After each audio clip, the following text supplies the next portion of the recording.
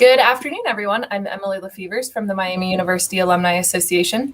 As a part of the Cleveland Chapter Redbrick Leadership Series, we have the opportunity to hear from a father-son duo, Jeff and Connor Kadlic. Today, Jeff and Connor will interview each other, discussing their careers and their time at Miami. Jeff is the founding partner of Evolution Capital Partners, the award-winning and nationally recognized private equity firm dedicated to driving small business transformational success. His passion is simple: arm and inspire entrepreneurs today with the operational leadership, capital management, and success drivers that competitive markets demand. He is the creator of Evolution's 5 Fundamentals, the systematic organizational change agent that transforms the challenges small businesses face into sustainable and profitable growth. Connor graduated from Miami in May of 2020 with a Bachelor of Arts in Political Science. While at Miami, he was a member of the Theta Chi fraternity, the Miami Finance Association, and the Commercial Banking Club. Since graduation, he has been a commercial banking associate for CIBC US in Cleveland. Connor joined the Miami University Cleveland Alumni Chapter in November of 2020 as the VP of Athletic Engagement. In his free time, he enjoys golf, watching sports, reading, and exercise. So welcome to Connor and Jeff, and thank you for taking the time to join us today. So thank you. Excited to be here. Have my son interview me. I know, we're excited. This is our first father-son duo interview, so we're excited for this. So there were questions that were collected during registration, and they will address some of those throughout the webinar this afternoon. You'll also have the option to ask questions during the webinar by clicking the Ask a Question button on the bottom of your screen. Please note, in the interest of time, in the time we have available, we may not get to every question. So with that, go ahead. I will turn it over to Jeff and Connor. Hey, son. Hey, Dad. How you doing? Good. Long time no see. Yeah, right. Saw you this morning over some coffee, and then you're out the door. That's right. Yeah. So thank you, Emily, for that introduction. To everyone watching, hopefully we have a fun and informative little interview today. So I guess let's just jump right into it. I think the best way to start is, Dad, when did you decide you wanted to go to Miami, and, how did you know?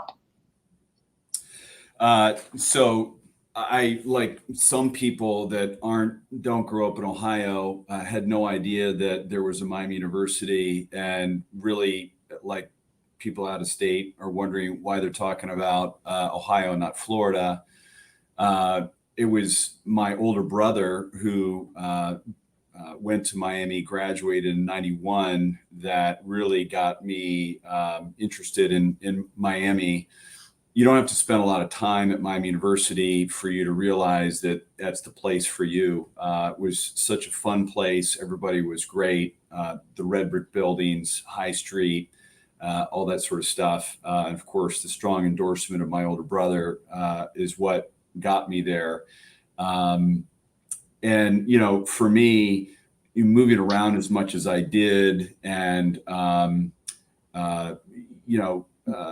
just not being a great student for a good part of my earlier years, Miami was kind of that beacon that I needed to kind of get me focused on trying to be successful and putting forth my best effort. And fortunately, I was accepted on April 1st of 1993. I know that many of you might find that weird that I remember that date, but that was an important date for me because it was really just kind of validation of what it meant to work hard and, kind of put your head down and set goals and things like that. And never forgot it because of that. What about you? Well, for me, it's, kind of hard to look at a school where, most of my aunts and uncles and both my parents went, and, it's just growing up, all I heard was, Miami. I went out and looked at other schools, and, there's certainly, other things that are interesting, but I think my heart was pretty much always set on Miami. And I still remember running downstairs in the kitchen and screaming, I got into Miami. And, you and Mom were extremely excited because, that's now, second generation Miami student. So yeah, I think I kind of always knew that, Miami was the place I wanted to go. And now you've got a younger brother and younger sister there as well. So yeah, it's kind of funny how that worked out. Was not planned that way. It just happened. Right. So I think, another thing is what were the most valuable resources you felt like you had when you were at Miami, and how do you think those helped, move you into your career after college, and maybe what, impact of some of those resources do you still carry with you today? I think that Miami really has everything that anybody would ever need to be well equipped to go into the workforce. And like in life, your time at Miami is all about the relationships that you build. I built some very important relationships while I was there, obviously, with friends, fraternity brothers. Most importantly, I met your mother there, and that was probably the most important thing that I discovered at Miami. But also taking advantage of the undergraduate focus that Miami University has, that it is a real focus. And I would encourage everybody that would be listening to this call to take advantage of that. There's two individuals in particular that had a great impact on me. The first was Dr. David Shull, who is no longer at Miami University. I took probably 4 or 5 classes with him. He taught the Luxembourg program while I was there also. And we really developed a real friendship. And he knew that I had this insatiable interest in finance, and really enjoyed kind of learning inside the classroom, outside the classroom, all about finance. And I believe that if the audience were to reach out to any of the professors or even teaching assistants and expressed a real interest in the subject, that's why those people are there. They really want to take people that have a strong interest in their subject and teach them that. That's their core of why they're instructors. The other person is John Altman. The entrepreneurship program at the Farmer School is named after John. He was, I was in the first class or the second class that he taught there. And he just had this aura about him and the stories that he told that was just, you wanted to be around the guy and take as much from him from a learning experience as you possibly could. And even post-graduation, coming off a recession, there were not a lot of jobs. And John was very instrumental in encouraging me to go out and, search for the opportunity that I wanted, as opposed to sitting back and waiting for it to happen. And that has stuck with me really throughout my entire career. I've been able to keep in touch with John here and there through my affiliation with the Entrepreneurship School. But again, it's the people, and you have everything that you need at Miami University to be successful. Yeah, no, I mean, I, personally, wasn't an entrepreneurship student, I wasn't in the program, but, I follow, a few of those individuals from the entrepreneurship school. And, I found on LinkedIn and, online, and I personally found them, really engaging, and it kind of made me wish that I had, engaged with, some of those people. And to your point, I think, that would have helped me a lot along the way, and would continue to help me. But so sort of doubling back to one of the points that you had made, I mean, to you, it seems like, maybe it's the relationships that you build there are, one of the most important things. It's not just, the clubs or the organizations, things like that. I mean, it's really like, relationships that you found to be the most. Yeah, I mean, you talk to any alumni that comes back to the school today, they of course love being back in Oxford, but it is different. it has to be, because the people that were there when you were there are no longer, around, and it just feels different and it can never be the same. So the 4 years or more that you're there, understand that the people make that experience, what it is. Yeah, totally. No, and I found that as well. You're an alum. Have you felt differently? I mean, you told me your senior year was cut short by the pandemic, and the first thing that you said is when you went back, even before graduation, the second semester of your senior year, that was already different. That it had changed because people did not go back after you were asked to leave the campus.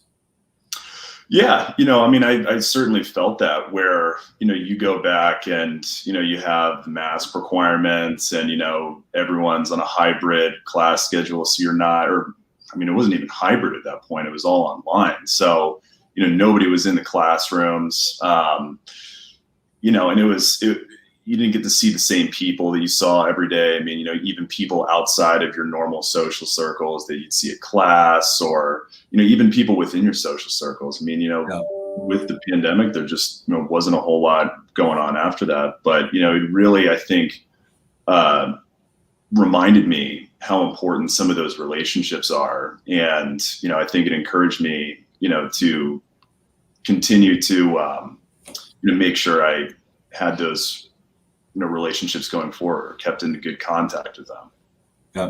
Yeah. And I've been very fortunate that I keep in touch with 20 to 30 people on a regular basis from my time at Miami, and then other alums. And it's really made all the difference for me in the years since graduating, from a social perspective, from a networking perspective, because everybody in that group has a record of accomplishment and an area of expertise that I can tap into and ask for advice. And so I just encourage people to recognize that the people that they're around them today can play an important part and a positive part to their life going forward. Yeah, absolutely. I completely agree with that. And so sort of in that same, realm, I mean, just kind of having these relationships, building these relationships. I mean, do you think there's also an aspect of, learning about yourself and who you are and, who you want to be around at Miami is, probably just as important as the education that you get when you're there? Yeah, I mean, we've talked about this before. I think I gave you the bit of this speech when we dropped you off at school, was that, when you go to college, when you arrive there, you're really still an extension of your parents and their lifestyle and their life cycle and the things that they like to do and the things that they like to eat and all that sort of stuff. And it's really your time as an individual to understand better who you are and, what your interests are and how you may or may not be the same or different than the rest of your family. And I think that that's an important element that comes out of your college experience. Obviously, you're there to learn about whatever subject you're interested in, but you're also learning quite a bit about yourself and your ability to take on, responsibility, live independently, but also, you may do things differently when you graduate from college than you did going into it. One, because you're 4 years older, but two, because you are really a different and a separate person as it relates to your parents and your family than when you went into it. And I think that's an important transformation that people take the time to explore that. And that's the beauty of Oxford to me is that it is separate and apart. It's its own satellite out there amongst the cornfields. And I think that that's a good thing, that you can go through that experience with people your same age. They're going through the same situation, and And over the last, 200 plus years, I think Miami has shown that they can churn out a lot of, very well oriented, well adjusted, hard driving alums are going to be successful because of that. Mm-hmm. So I guess, sort of to that, I mean, when you came to, maybe not even when you came to Miami, but just kind of over the course of college, I mean, how did that development impact, what you wanted to do for a living going out of college versus, when you came in to Miami and, during your time there? It's, when I went into college, all I knew is what my dad was doing and what my older brother was doing in terms of their career choices and their majors and that sort of thing. And I think a lot of people go into college just with that in mind, that's what they know and that's what they're going to pursue. I was a poli-sci major when I was undecided, then I was poli-sci, then I got into the farmer school and became a marketing major because my dad was in sales. My older brother was a marketing major and in sales. And so naturally, that's what I should do. I took a finance class and the introductory finance class, I think Fin 201, and I left that class and I went and I changed my major because it had such an incredible impact on me and really was everything that I was looking for. But I was first semester junior at that point, which, in this grand scheme of things is not that late in the game, but, you're kind of halfway through your college career before you take that first class that really shows you what you were kind of looking for all along. And then I kind of really pursued that, like a lot of undergrads, even today, you graduate and you don't have any idea what is available out there for a job. I mean, I think you're a product of your environment and whatever your parents do or their friends do really is what informs your idea of how to make a living and how to make money and so on and so forth. But spending time out in the business world is really, what helps you decide ultimately where you should be and what you should be doing. And for me, I started my career in commercial lending at a bank similar to you, but I hadn't even heard of that until I was 6 months out of college and still looking for a job. And as I've shared with you before, my first job out of college was with Kelly Temp Services. I was in Chicago. Well, backing up further, I was in my driveway shooting baskets in September after I graduated. And my dad came out and kind of was like, it's kind of time. And I decided that I was going to move to Chicago without a job. And once I got there and got settled in, I met some actually friends of my older brother who shared with me this whole idea about commercial lending, thought I died and gone to heaven. That's exactly what I want to do the rest of my life. And was able to get me an interview and I got a job that didn't start for 3 months. So during that time, I worked for Kelly Temp Services doing the reverse commute out to the suburbs of Chicago.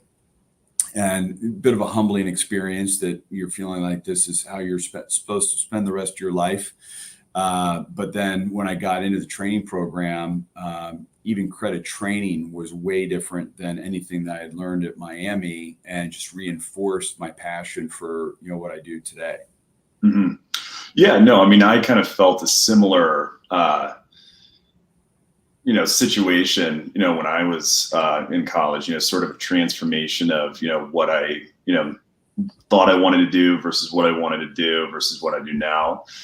It's funny because I always forget that you came in as a political science major too. So it's just kind of funny how we, both Well, I was debating whether I want to cover this topic because it's emotional for me because, I'm really proud of how you transitioned into what you wanted to be without being in the farmer school, that you went in as a poli-sci major at the recommendation of your high school. And that was interesting to you, but not where your passion lied. And, like me, calculus created a bit of a hurdle that precluded any chance today of getting to farmer school.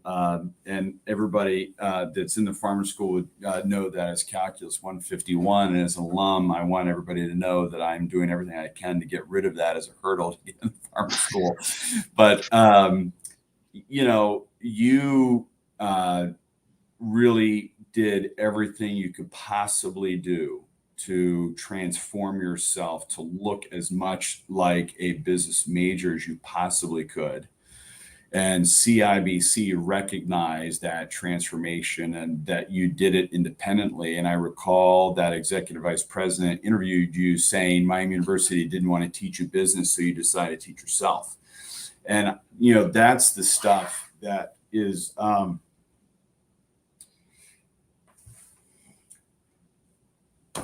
it's gold. So yeah, and to be honest, it's just I think a lot of what really helped is I think Miami gives you all of those incredible resources and opportunities. I mean, things like working in the student credit union there in Armstrong. I mean, being able to talk about how it's, I think, don't quote me on this, I think it's like 1 of 3 student-run credit unions or something like that.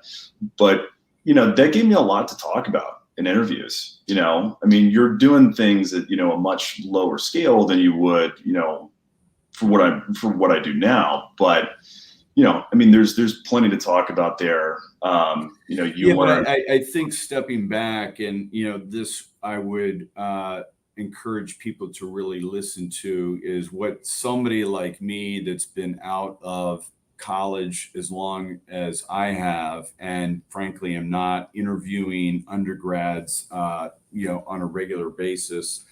You're looking for themes. You're looking for what is this kind of a person that I'm dealing with, and people that have overcome challenges, regardless of major, regardless of some of the particulars, is a really important theme. You want to find people that are willing to make their way or fight their way into, overcome a challenge. I think that is a very important attribute, because life is a series of challenges, and how you overcome those challenges is really makes the difference between somebody that is going to be incredibly successful and somebody that is, going to just, not take what they have been given and accept it.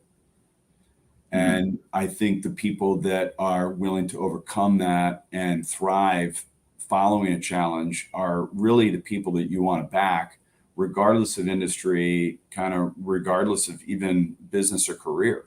That's who you want to be spending time with. Yeah, absolutely.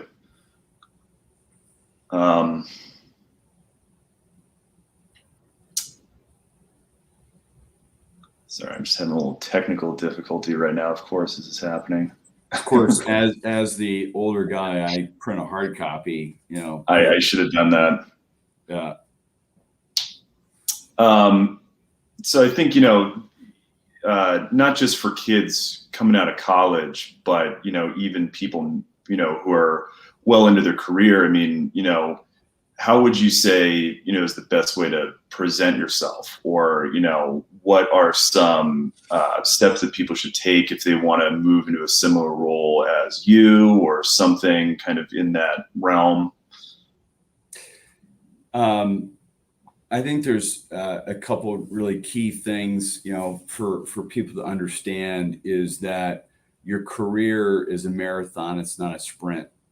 And to get into private equity out of undergrad is I don't want to say impossible, but it's extremely difficult. And so you need to take a series of steps and understand that it's a process to get into to this industry and others. Whether you're a lawyer or a doctor or private equity or whatever, there's certain jobs that are just not available coming out of undergrad because it requires, an extra level of education or experiences and that sort of thing. And so manage your expectations so that you don't get frustrated, and recognize that going through the process is as important as the result.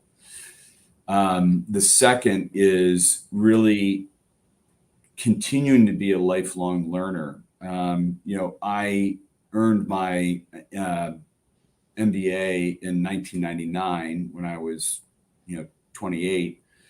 And I've gotten a dozen certifications, dozens of classes, dozens of opportunities to continue to extend and expand my ability and invest in my craft so that I can be, as best as I can be, and frankly, be able to meet, the lofty expectations that I hold for myself. I don't think that I could have done any of that without continuing to push the envelope in terms of, where I was and that sort of thing. So, and frankly, it goes all the way back to my deciding to go to Miami and realizing that I needed to buck up and work hard to get into that school.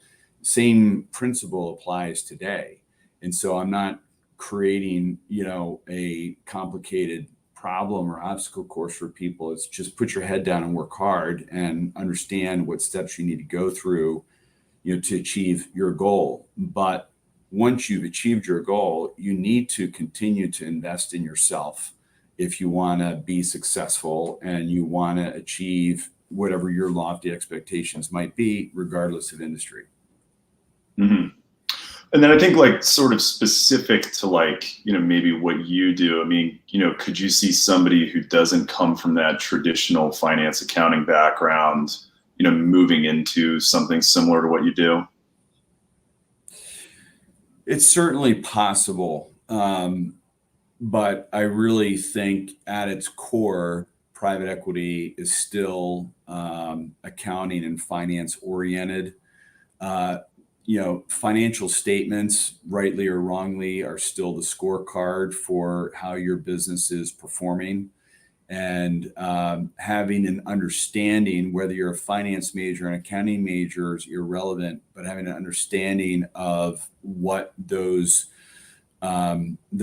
tools say is really important to understanding where you are in investment. I think people that have an operations background or a sales background or an English major or whatever, can certainly be in the private equity industry, because I don't think that understanding finance and accounting are the most important attributes for somebody to be successful in this industry.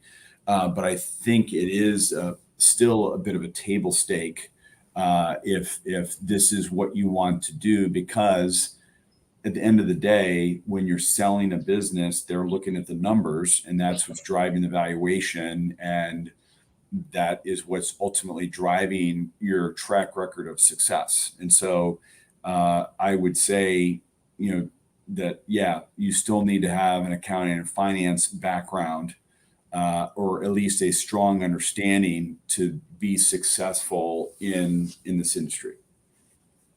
Yeah. And, kind of tying back into what you had said before, I mean, there is also an important aspect of, those relationship building skills, things that you learned at Miami, I mean, that's very heavily rolled into, what you do as well. Right. Well, yeah, I mean, we've talked about I think the most important skill set to being in private equity is not finance and accounting. It's really your ability to get along with all sorts of people, get your message across, and really create consensus around a plan of action that you think is the right path forward. And, I have said to you and to others that, believe it or not, volunteering is a great way to learn that attribute. because people that are involved with nonprofits, the only thing that's binding them together is this mission, whatever it may be, but it gathers people from different backgrounds and different experiences and people that don't look like you. And you need to learn to get along with each other to make any progress forward with your plan. And so in that way, I think volunteering is a really important way to develop your professional skills and to develop into if you're interested in private equity, but really across any, professional path. It's a great way to develop those skill sets, particularly early in your career, because volunteering, they're not necessarily can or need to have a CEO or a president or something like that. They're really willing to take anybody that is willing to dedicate their time and interest into, that endeavor. So I would encourage people, rather than reading that, 15th or 16th finance book or accounting book, is to really engage with people that, again, don't look like you, in volunteer nonprofit experience. They're resource constrained, which is a lot of what you're dealing with in business, and overcome those challenges to sharpen the skills that you need to be successful going forward. Mm-hmm. And, I think, sort of to that, developing, yourself with, volunteering, would you say it's, you'd look at somebody who does more, hands-on volunteer work, stuff like, building something, or, being, boots on the ground in their neighborhood, helping, fix things up or deliver food. Would you look at somebody who does that differently than somebody who, is on a board or kind of helps make decisions, for, an entity that's already doing things like that? I think the ideal person, evolves. I think that today more and more leaders and people who are hiring, prefer to see people that are willing to, give up their time and talent for, something that they're not being compensated for. I think it says a lot about the person. I think it says a lot about, how they are spending their time. We look for people, frankly, in our firm who, before we even really look at their technical skill set, are people that are doing those sorts of things. It's very important, when you're interacting with people, that you understand, who you are dealing with. And, I think we have found that we prefer to deal with people who recognize that they are lucky and that they have something and time to contribute, to others. And that is something that might not have been in, our screen, so to speak, for who we want to hire and work with, 10 years ago or longer. But today it is. And I'm glad that it is, because I've been rewarded by it. And I think other people should recognize the importance of volunteering. Yeah, absolutely. Yeah. And so I guess you kind of look at it as that's part of the larger body of work, that you would look at, when somebody's applying, to work, with you. Yeah. I think that, everybody understandably, and I still do the same in things that I'm drafting, you hang on every word and comma and punctuation mark and phrase. But at the end of the day, they're trying to get a feel for who you are as a person. And are you somebody that, represents the core values that organization might have? Are they somebody that you can get along with? I think that communication skills are really key in today's world so that you can engage with all kinds of people. So I think that more and more people that interview, they're certainly interested in if somebody has great grades, but frankly, if someone's a 3.7 versus a 3.3, to me, that's not relevant. I look at that and say, yeah, this person is mature enough to understand that their education is an important part of their of growing up. And I look at that as maybe a measure of responsibility more than a measure of how intelligent this person actually is. So I'm looking for other things that are more along the lines of, can I work with this person? Are they a hard worker? Can they communicate well? Can I see them fitting in? Can I give them something to work on independently and they're going to meet my deadline? That's really what I'm looking for. And so when I ask questions about your resume, I don't necessarily care what club you're in, but I'm asking about questions that are going to help me solve for those things that I just mentioned. Mm-hmm. No. I mean, I think that, makes sense. It's just looking at sort of, not just the technical skill, but also the holistic view of if somebody's a candidate and, But you're a recent grad, right? And you've spent now a good 18 months in, the real world. Would you agree? I mean, how do you look at people's resumes and their track record coming into your organization versus what I said, because I've been out for a really long time. I mean, I, haven't, reviewed anyone's resume. I'm not sort of doing any of that, yet, or, but I do remember, like when I was, in the finance association, and that was probably the last time that I actually was doing interviews and stuff like that.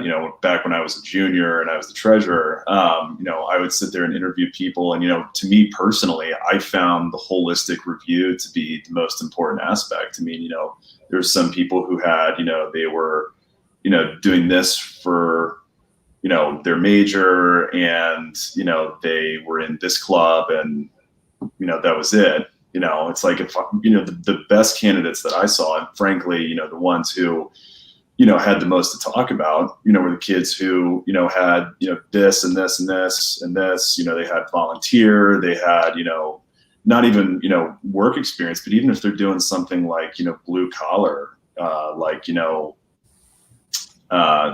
something like that. I mean, that's tons of stuff to talk about. You're really at the end of the day just trying to get as full a picture as you can about the person. I mean, I feel like if somebody is driven to succeed, I can teach them anything. I don't need a rocket scientist to be somebody in private equity because it doesn't require that. It's really, again, somebody that communicates well with people that don't look like them or think like them, and they're able to persuade and make good judgment on difficult situations where either side could be correct. Those are the tough decisions. And can that person get to the point where they're able to make those decisions consistently well is really kind of, what I'm looking for. And obviously the more senior the position, the higher the bar of what your expectations are and the kinds of questioning that you're doing. Mm-hmm. So I guess just sort of pivoting back to, what you do, I mean, could you see yourself doing something else? I mean, kind of, is there something, beyond private equity for you, or do you think this is, where you want to be going forward? You get to a point. I founded Evolution 16 years ago. Actually, I'm 2 weeks short of 16 years. And I don't think I'm employable at this point anywhere else. I just, as a small business owner, which is really what we are. We've got 7 or 8 employees and some people that we contract out to. I do my thing, and what we focus on with our teams that we invest in is what are you good at and you enjoy, and what are you bad at and you hate. And you really start to prioritize what somebody's job description looks like and where they can be most effective. And at the end of the day, I have kind of a hard driving entrepreneurial personality that sets and achieves goals in a fairly intense way, because that's really what this job has required. I don't know that would fit well in a lot of corporate style environments. I mean, I think it's productive. I think achieve results and things like that. But when you're in a larger organization, there's a lot that's going on in the background that you aren't necessarily aware of. But at my core, going back to John Altman and the entrepreneurship program, I am, like a lot of founders, a bit of a maverick, and feel that I can find a better way to do things that have been done in the past. And I did that in my first job out of college at LaSalle National Bank, which is now part of B of A. I did that at Prudential Capital Group, which is part of the Prudential Insurance Company. I did that at the private equity fund before I founded Evolution. And that is really search for a better way, to do things to get a better result. And again, in a corporate environment, a larger organization, that takes longer to do. And as you know, son, I'm not a very patient guy, and can tend to scrape people the wrong way because I'm moving too fast. And I see you smiling because that I've been working on my patience, or lack thereof, for more than a decade. I'm probably never going to get on top of it, but it's always going to be a work in progress, right? It is. What's important is that I'm aware that it's a problem, and that's the first step towards solving for it. But with respect to my industry, as I said before, it's not something that you can leap into really out of undergrad, and it requires an extra level of experience to really get involved in. And you don't have to be, in spite of what some people hear, you don't have to be a Ivy League or top, college undergrad or even MBA student. It really just comes down to the person, and again, how they engage with people. Are they driven? Do they get results? And that sort of thing.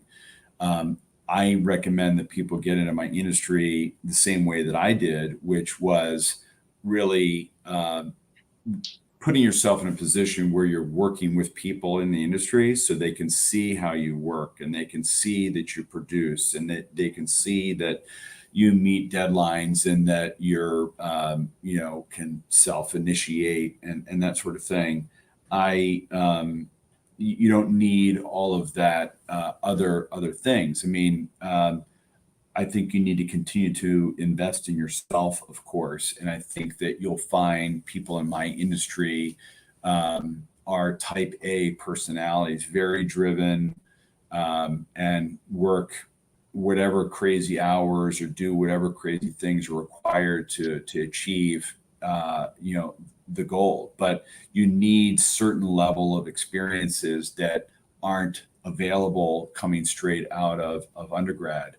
Typical path for people is to get into investment banking, accounting, commercial lending, those areas where you're learning the table stakes of accounting and finance and credit and underwriting and that type of thing. But as I've shared with you before, one of the jobs I got out of college, there's 2 people that came into that program. There were people like me that really had the gift of gab and the ability to engage with a lot of different people, and those people that were really, really smart. And the people that survived and excelled were people like me, right? You can't teach personality, but you can teach, what's in the textbook. And so I just want people to understand that, with taking the long perspective and hard work and reinvesting in yourself, you can do a lot. You can achieve most, if not all, of your goals for yourself in your business career by just keeping those things in mind. So that's my 2 cents on how to get in the private equity industry. No, that's great. No, and I think that there's been, a lot of, useful insight that you've had so far about sort of, how, you feel about it now. And, maybe if somebody's trying to move into, what you do and sort of what you're looking for. So, yeah, I mean, I think there's been, a lot of, great dialogue to that. So I think now I'll turn it over to Emily. Emily, is there any questions from the chat? Yeah, so we had one live question come in. Actually, two. I'll give you the easy one first. John would like to know. Actually, I shouldn't have said the name. He wants to know who your favorite I'm going to find brother, John, whoever he is. your favorite brother and uncle that went to Miami. So I guess I gave you the answer. You should say John. Yeah, John. Sounds like it should be John. Yeah. Clay's pretty cool too, but I'll say John. Yeah, John. Okay, so the real question that came in.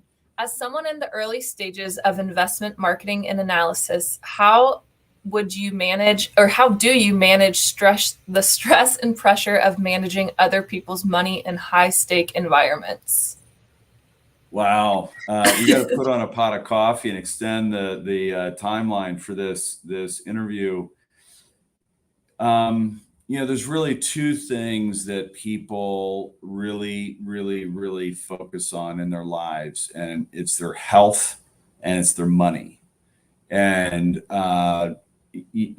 the only way that you can make it in this industry is that you have to show people that you appreciate the responsibility associated with having their money. You probably have all heard the term other people's money. And it's easy to make judgment calls on that. I think anyone in government is probably accused of using other people's money to make bets on laws and regulations and things like that.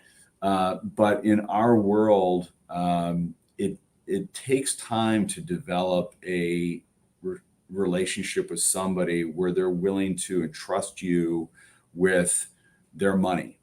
And you really have to, and that's why I think type A personalities do well in our industry, because they take the time to run out all the ground balls and run out all the details and stay up late running models and asking not the first or second or third question to make sure that they've got all of it down. At the end of the day, it is a relationship, but it's also telling a story and why this particular investment should resonate with this particular individual. And it could be on its face, it's a great deal, but it also could be that this person is from that industry, or this investment is in that particular state or city that the person is originally from. So it's hard to tell what will resonate. Beauty is in the eye of the beholder, and you're not always aware of what levers the investor is thinking about when they are considering an investment. All that you can do is make sure that you've done your homework. All that you can do is make sure that you are fully transparent with that investor, with all that you know at the time that you know it. If you do those two things and things turn out great, that's great. if you do those things and things don't turn out well, and they don't always turn out well, you can at least look yourself in the mirror and say, I did all that I could to make sure that that investment went well. And I told that investor everything that I knew about that investment at that time. Transparency is the one thing that will keep you in good stead with investors, whether or not an investment works out over the long term or it doesn't. Obviously, over the long term, you have to have a lot more wins than losses. But as long as you are fully transparent, and just like any relationship, trust is the foundation in an investor and private equity person, professionals relationship. As soon as that trust is lost, then they'll never invest with you again. So hopefully that answers that person's question. It does. Thank you. Okay. I know we have a hard stop at 1, so we have one last live question came in, but it's a fun one. So do each of you have a favorite Miami memory or favorite spot on campus? So I'd say, what's your favorite Miami memory? What's your favorite spot on campus? And you can do on campus or uptown or both. I've got mine. Yeah, I got mine. You want to go first? I would say that my favorite place is 200 East High Street, and I will leave people to figure out exactly what that location is. But it's a place I spent a lot of time and met a lot of friends and spent a lot of time, with your mother, Connor. And then as far as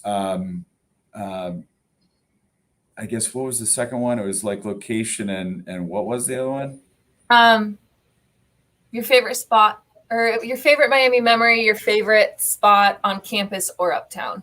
There's so many Miami memories, and many of the ones on High Street are a little vague and hard to remember with perfect clarity.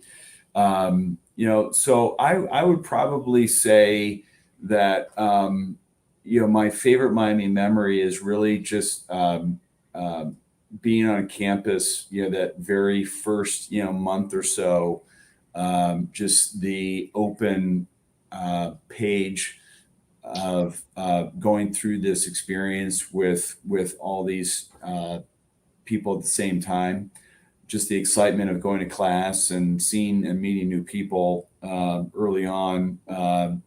I won't forget it. It was just, it was a great experience all in all. And that's why I still spend a lot of time with the university, because it is all you need to be successful, going forward.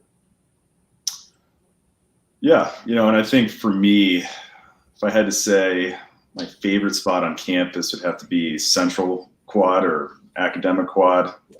Right up there by Harrison Hall. I mean, just being political science, I spent a lot of time around there.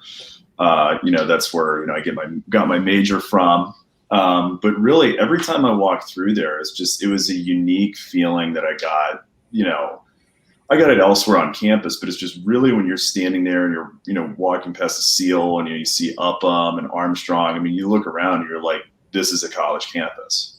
And it's just that reminder every time you go through there that like, I'm in the right place. This is exactly where I wanted to go. And I couldn't imagine, any place better than Miami. And, I think, being uncreative, I agree with you on, the best memories. I think it's that first few months you're in college where everything's new and you're finally on your own for the first time. And, everybody's trying to make friends and, it's a whole different lifestyle change. And, I think that was, probably the most impactful time for me, or one of the most impactful times for me when I was in Miami. Very nice. Well, thank you both so much for today. We learned a lot listening to you, and it was just a lot of fun watching the two of you interact with each other. So thank you again for your time this afternoon. Thank you, Emily. Appreciate it. Thank you, Connor. It was fun to do. This was a lot of fun. And thank you to everybody that joined us today and listened along. and to the Cleveland chapter for putting this together. I invite you to check out our other Alumni Association webinars. They are free and open to all, and are on our website at alumlc.org/MiamiOH. We have a lot of fun webinars coming up in the coming months, so go ahead and check those out. Thank you again, Jeff and Connor, and to everybody else. Have a great rest of your afternoon, and as always, love and honor. Love and honor. Thank you.